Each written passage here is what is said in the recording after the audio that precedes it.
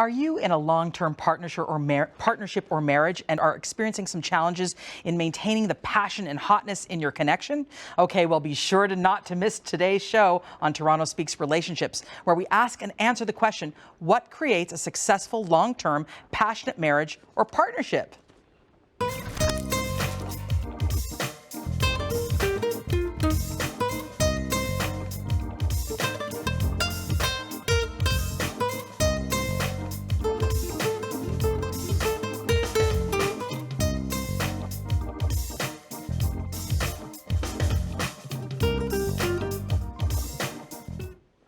Welcome to Toronto Speaks Relationships. I'm your host, Victoria Lorient-Faibish. I'm a registered psychotherapist, relationship expert, author, and speaker.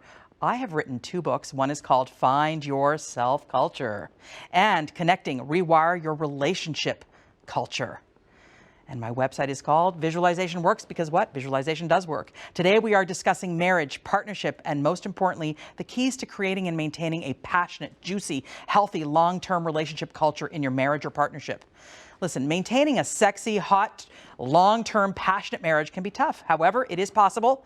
When I work with couples who are in challenge, we dig into healing resentment as quickly as possible. One of my favorite researchers, John Gottman, the father of couples therapy, advises that resentment is the sex killer and folks need to learn to fix it quickly if there's any hope for the marriage. Also, I feel it is important for couples to be each other's cheerleader and to build the pot of goodwill during the good times so you can weather the bad times easily. And of course, sex is a use it or lose it prospect.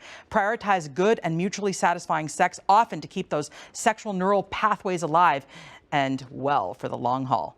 I am so pleased to welcome 2 awesome people to help us all navigate the road to sexy marriage. I want to welcome Blythe Ward, who has worked with step families in her private counseling practice for 18 years and has been in a step family for 25 years herself. You can get her brand new book, Stepping Up to a Healthy Step Family, on her website, blytheward.com.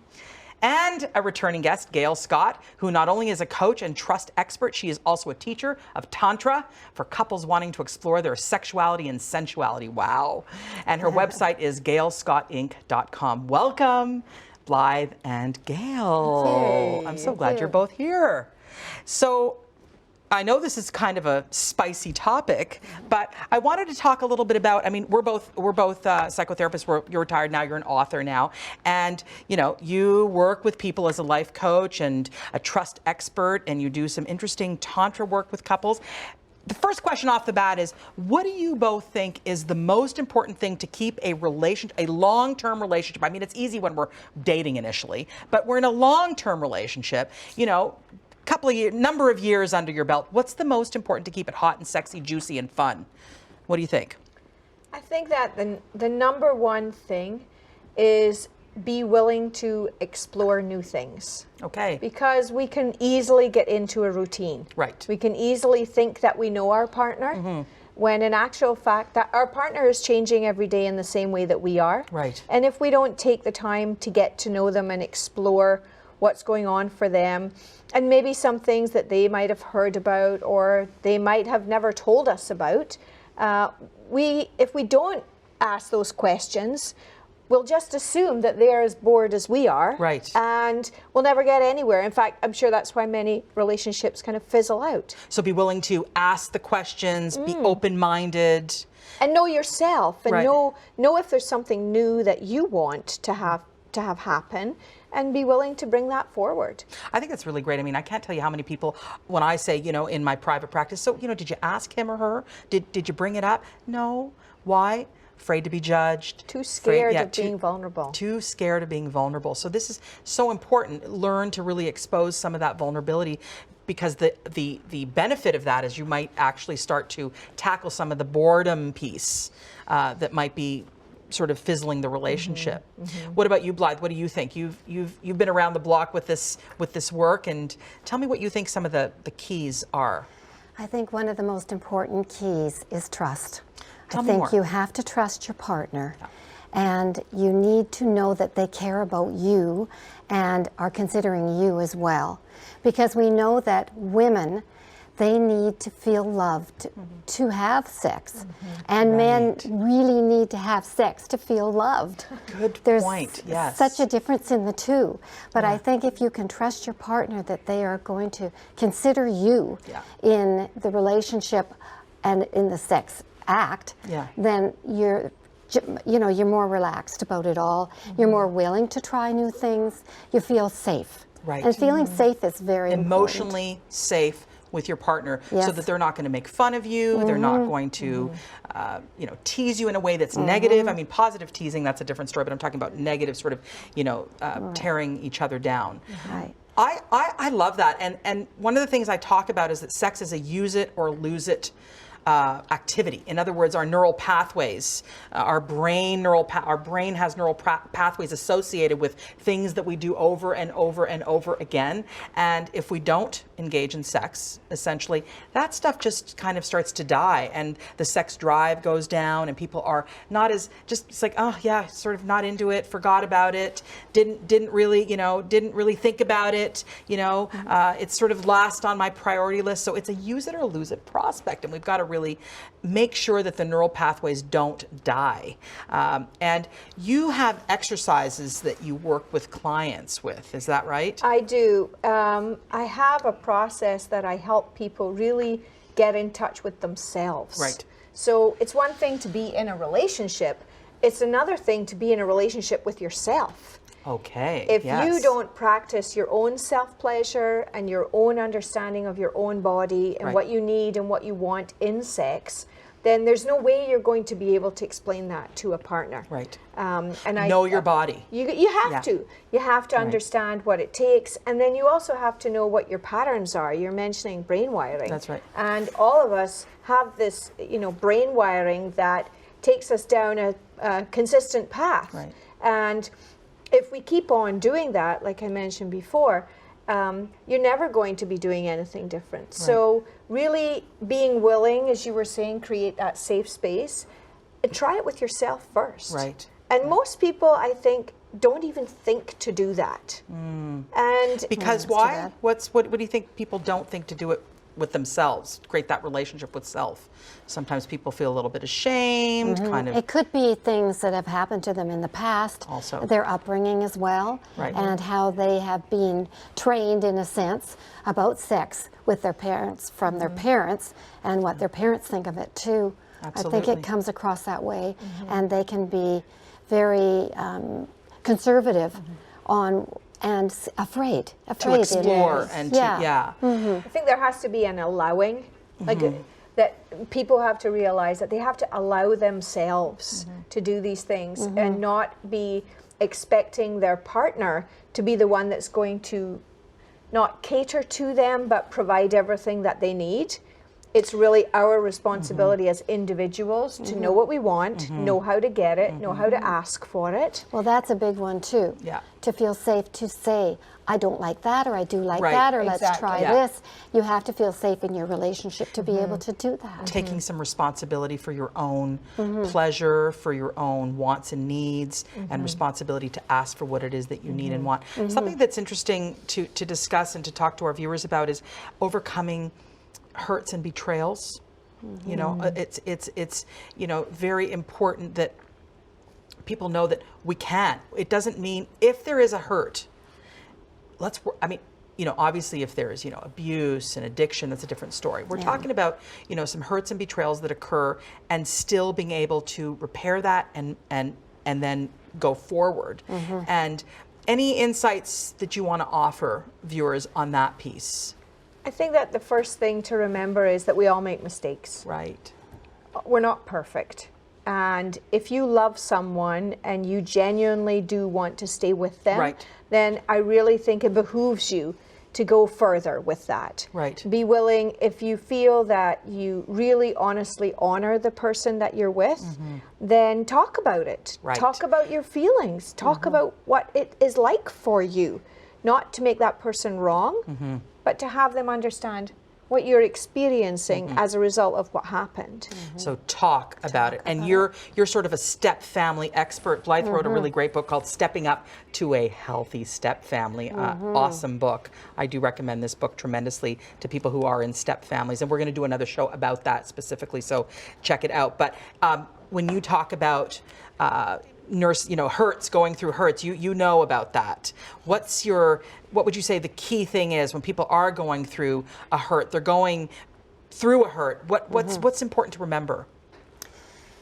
Well, I think that you have to, as you said, work through your own stuff first. Right. And understand where you're at before you can give yourself to anyone else too, or whether you can, if you can be sincere about any of that too.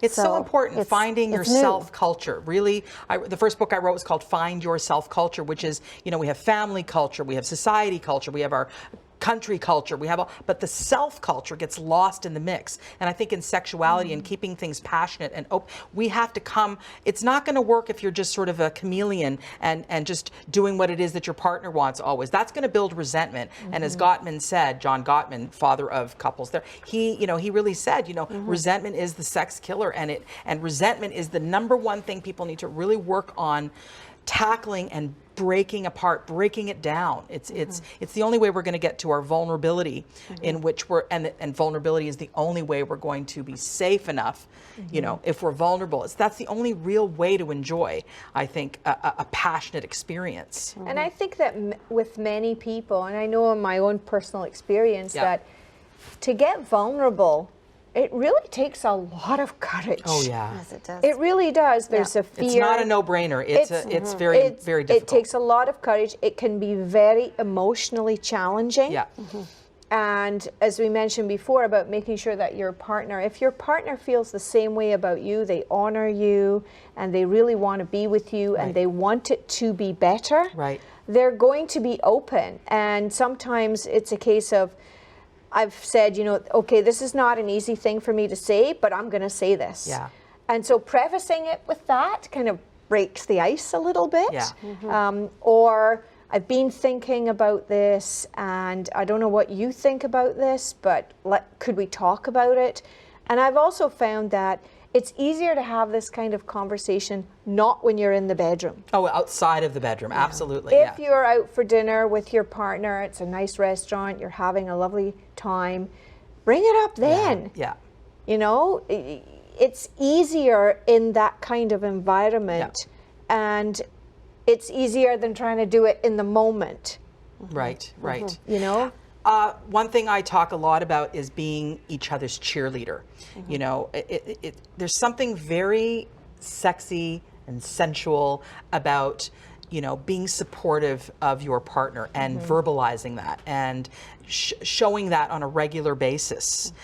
People forget, they take each other for granted. I think that's what leads to boredom, to be honest with you, is this notion of just like, oh yeah, they're always going to be there. Really? No, maybe not so much. I think it's important that we make our partner, no matter how many, I've been in a relationship for 25 years.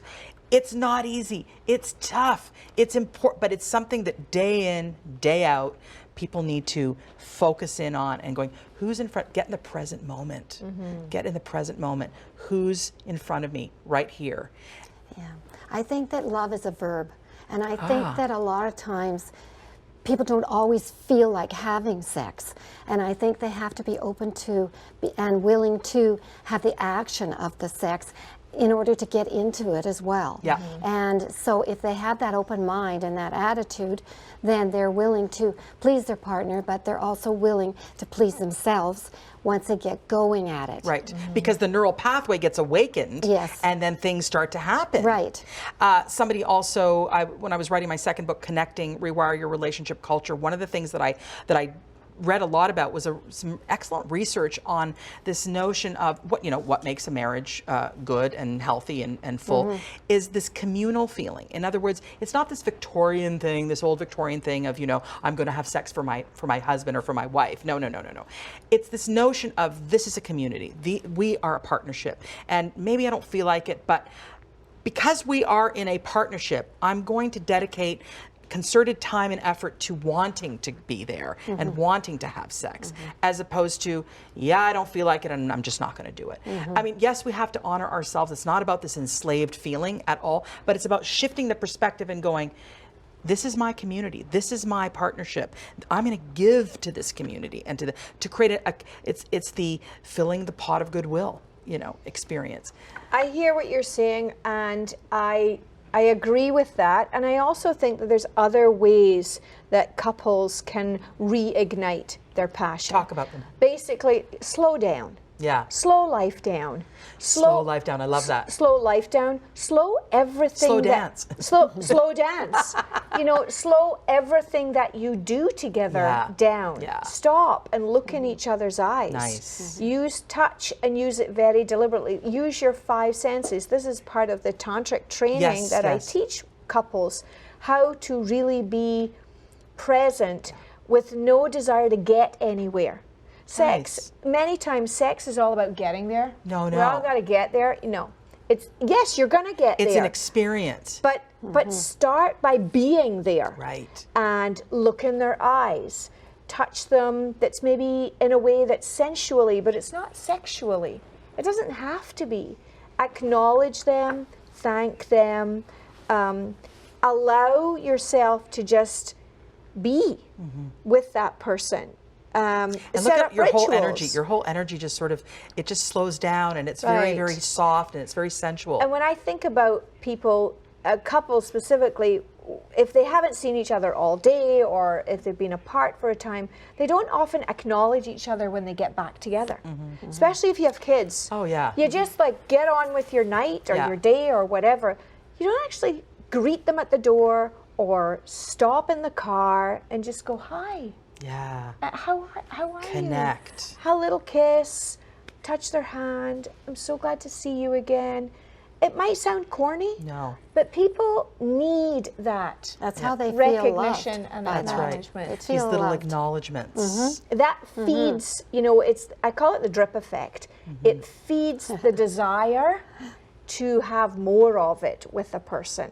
And for women, this is so important. There's no just let's get to sex and there it is. Right. It's a building. It's a building experience of oh, this person, you know, took the time for me. In Tantra, we talk about the energy, and basically we have this joke, my partner and I, because think of a cauldron of water over a fire. So the fire is the masculine, the male, boom. Fires up and it's going and it's ready. Yeah. But the woman is this cauldron of water that needs to simmer. Right. And simmer and simmer until it's boiling. Right. And then when she's boiling, she can last a very long time. Which is not a bad thing. So, you know, understanding that women take their pleasure from the outside in. Right. And that men get their pleasure from the outside, from the inside out. Right. And so if you know that this is what your partner likes, then you can cater to that in your lovemaking, in your sensual experience that you're having together. I love what you're saying because it really honors both males and females, and probably, you know, and sometimes it switches. I was going to say, and probably it's not always male. It's sometimes it's the opposite going on. And it's the same with same-sex partners. Absolutely, it doesn't matter. Exactly. All of us have masculine, feminine energy within us. We all have sexual energy within us, and it's just knowing what really works for you. Right. Depending on your partner, and that shows up in all areas of relationship, not just sex. I was just going to also say that one of the things in terms of building safety, vulnerability, a sense of I really, you know, enjoy being with my partner. That's the thing about Gottman. He says one of the things that really, really keeps the couple strongly connected is a deep and profound trusting friendship.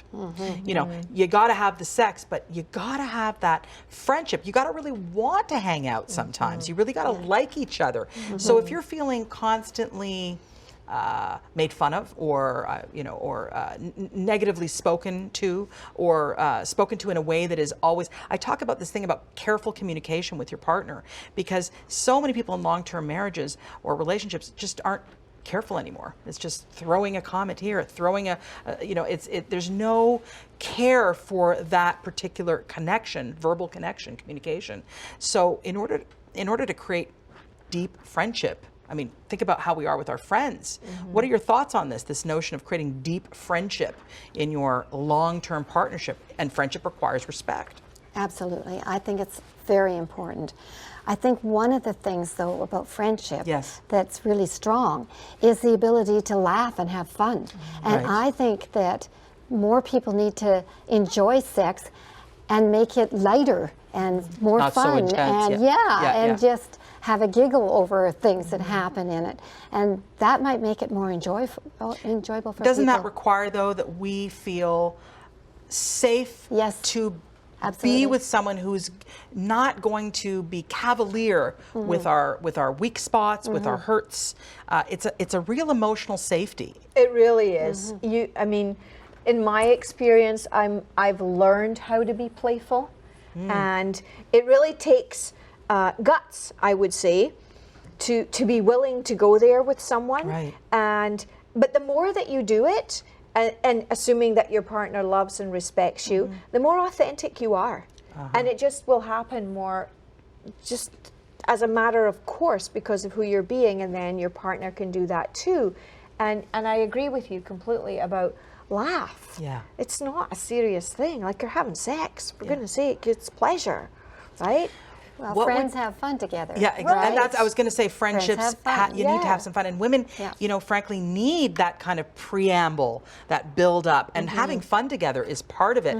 Also, I think people need to feel like, oh, he drove across a snowstorm for me, even though he's exhausted, Oh, she assisted in creating this beautiful experience, this meal or whatever, even though she was at work all day.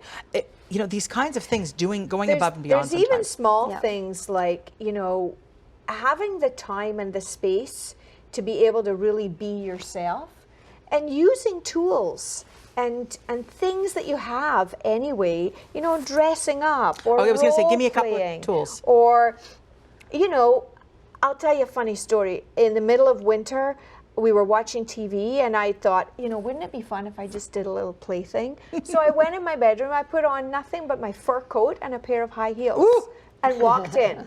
And he said, oh. So, take risks. And be willing. You have that trusting environment that you're living in. Take risks and have fun with it. Do things that are different. Walk around naked in your house. Obviously, I love that. The curtains closed. But, we don't do that. We wait till everything happens in the bedroom and it's all, do things differently.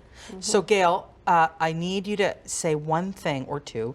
If a couple has had sort of a real lull in their sexuality. Right. They've just, they've had their kids, they've been working their behinds off, they're just so, it's just enough. And they just have not had months and months and months. Right.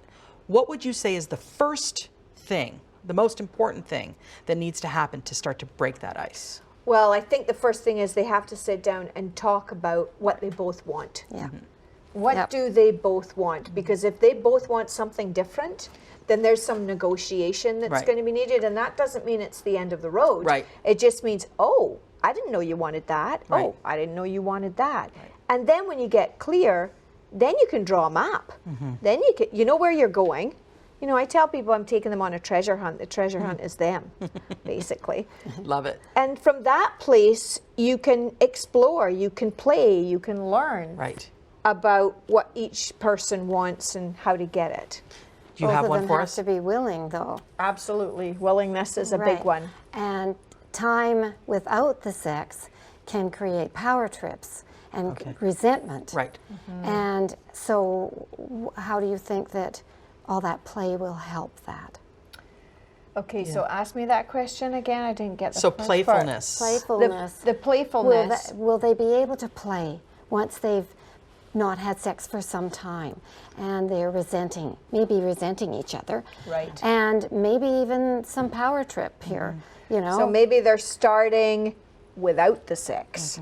They're starting with There's a bit of a breakdown. A sensuality type of experience. And that's really where the tantric work starts. Right. Is you're dealing with the 5 senses, you're experiencing life at a very sensual level. So perhaps you're going to feed each other, perhaps you're going to wash each other. I love that. Wash each other, bathe each other. And perhaps so sexy. you're going to have, there's a ritual that I teach them where people learn to adore the other person's body and the other person. It's very different. Even just starting with touch. Just touch each other. I was going to say, so change. one of the pieces that we're talking about on sort of on a biological level is we're calming down the amygdala response, which is that fight-flight response. We're calming it down.